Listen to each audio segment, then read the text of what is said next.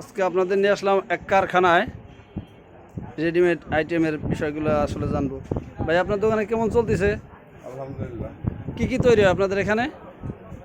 Sailor, palazzo, petticoat, মেক্সি, 2 piece, 1 piece, আপনার কি sell কেমন হয়? এখান থেকে কোথায় সেল দেন?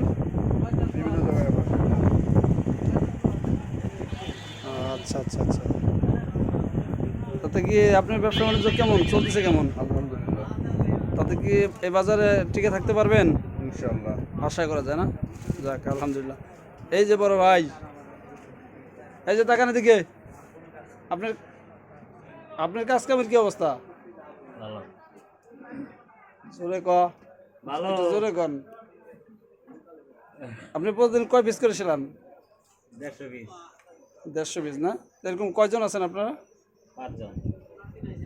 যাক ঠিক আছে, ঠিক আছে, তাহলে ভালো থাকে না?